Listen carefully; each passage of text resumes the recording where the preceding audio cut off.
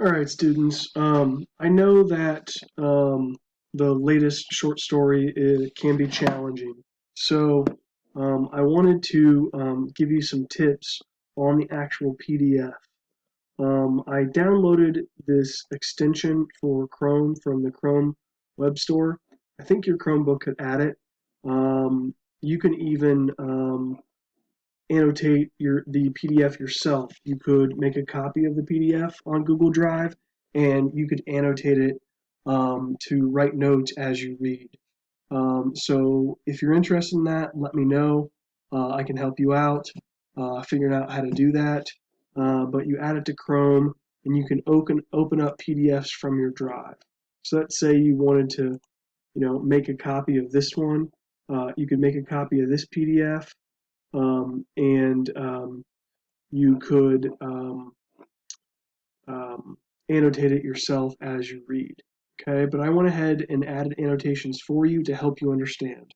I also added annotations of the quiz questions, and I numbered them so that you'll know, even on the questions where I don't specifically cite the short story, where in the short story you can find the information that from which you can infer the correct answer.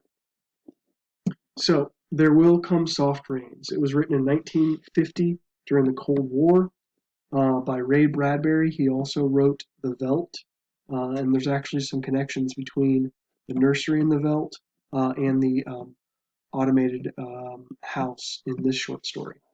Okay, so it starts off. It's an empty house. It seems to turn on by itself. That's the first annotation you'll see here. It takes you there, and it tells you where I annotated. Okay? It starts cooking breakfast for absent people. There are no people there, and starts cooking breakfast for them. Okay? And then um, here's the first quiz question. Okay? And the connection to it. Right? Why are these doubling up? That's weird. Right? And then one of the tougher quiz questions asks you to really think about um, the evidence for three ideas, three interpretations of the house. Is the house artificial intelligence? Is it self-aware? Is it protecting itself? Or is it just a really advanced computer? Or is it just personification on the part of the author? Okay.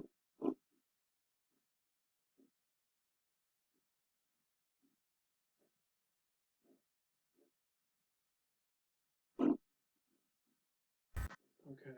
So there's that question, and you're going to match evidence from the story for each one of those um, options. Artificial intelligence, that means it's self-aware like a human, or maybe an animal, like a mammal, a higher animal. Whether it's just an advanced computer that's made to appear smart, or is it personification? Okay. This house has little animals, robotic animals, that clean it for itself, which is interesting. Now, this is the only house left. The rest of the city is completely destroyed and ruined, and it gives off a radioactive glow, which can be seen for miles. That's interesting. It sounds like there was some sort of nuclear apocalypse. Okay. And I gave you a clue about where the humans are in the story and where to look for that. Right? Again, about the self-awareness or the personification. Here, we have evidence of the house being afraid, being worried about protecting itself.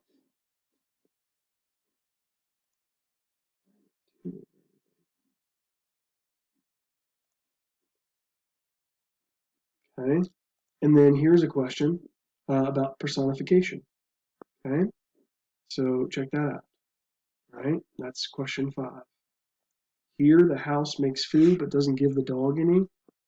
Um, and then mechanical mice clean up the dog's remains after it passes away, after it dies. Um, the house even sets out lunch and cards for the absent people to play and to eat. The nursery, it seems like it is straight out of the Veldt. It's not a complete virtual world, but it seems like the walls um, create images, almost like an interactive screen or TV,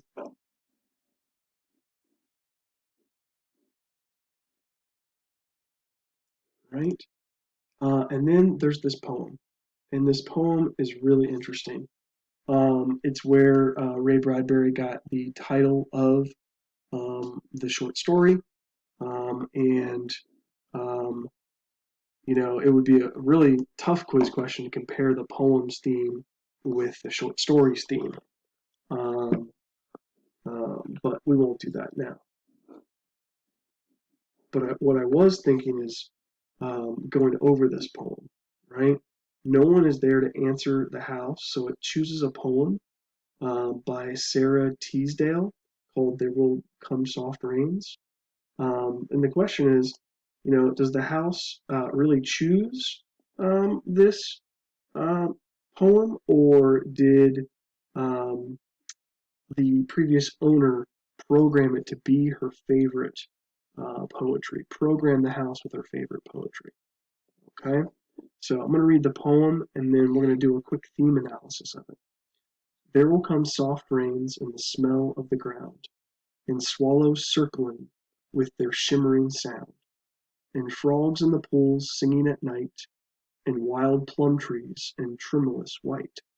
Robins will wear their feathery fire, whistling their winds on a low fence wire, and not one will know of the war, not one will care at last when it is done, not one would mind, neither bird nor tree, if mankind perished utterly. And spring herself, when she woke at dawn, would scarcely know that we were gone. So, if you think about the tension in the poem here, the conflict, and we go to the chart, okay? So, in this poem, we have nature with a capital R, with a capital N, and we have animals, we have a war, okay? And then the conflict here seems to be nature versus uh, humanity, okay? Um, and after humanity's hypothetical, extinction, right? You go back here, and spring herself, when she woke at dawn, would scarcely know that we were gone, right? Not one would mind. None of these animals, right? None of these birds know of the war, and not one will care at last when it is done. So the speaker of this poem is referring to a war and imagining if the war destroys all of humanity, will nature care? Will birds care? Will spring itself, herself, care? Spring, of course, is personified, just like nature. Okay? Um, and so the resolution is, you know, if humanity were to become extinct, um, nature would go on without a care. Okay? And here it seems like this war is a war of, total annihilation. Remember, this was written in 1950 during the Cold War, and Ray Bradbury seems concerned with what the world would be like um, after a nuclear apocalypse. And this poem echoes that idea. And that's probably why he imagines in the story the house itself telling this poem, right? And it being the favorite poem of the woman who owned the house. So to go back to the chart, we got nature, animals, war. We have nature versus humanity being the conflict. The resolution seems to be at the end of the poem, if humanity were to become extinct, because of the war, nature would go on without a care. And so a theme statement, based on the theme ideas, which are kind of similar to um, um, the characters themselves. Um, okay, um, the theme statement could be something like um, nature is indifferent, right? That means it doesn't care, all right? It doesn't care, indifferent to humanity, right? And if humanity and humanity's potential extinction would um, not affect nature in profound ways. Um, so you could argue with this part of the theme of this poem, right? That nature would continue without humanity. Perhaps it would, perhaps it wouldn't. But the idea is that nature just doesn't care about humanity. It's indifferent. Um, and the soft rains will continue to fall with or without humanity, right? And that's that's the theme of the poem, and that echoes the theme of the short story. But the short story also connects with the idea of technology and our relationship to technology. It's ironic that I'm here um, talking about this poem and this short story to you on a computer and not in person because of the pandemic.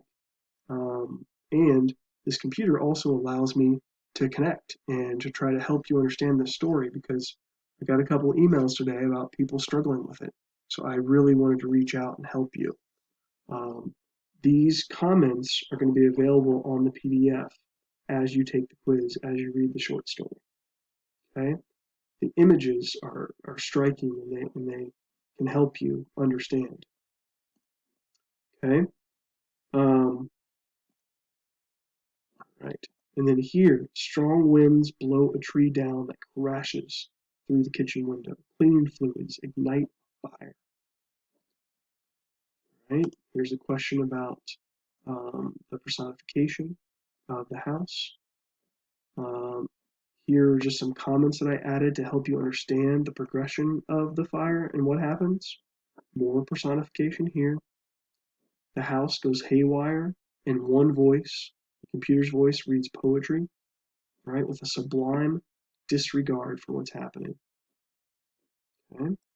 This is question 3 about what happens at the end. This is a question about repetition of the date. The date is repeated at the end, right? It starts at the very beginning, tells you the date, okay, and the time, August 4th, 2026, and then down here, it ends with that. Okay, what is the author saying about time here, right? Why include the details of the house repeating time throughout the story? Okay, and then why mention it at the end? I hope this helps. If you have any questions, please let me know. If you have any feedback about this video or any of the short stories, please share them with me in a respectful, kind way. I care about you and I want you all to make the most of this tough situation and enjoy some of these challenging short stories. You get 3 tries on the quizzes. Let me know if you need help. Reach out. Okay? Thanks. Take care.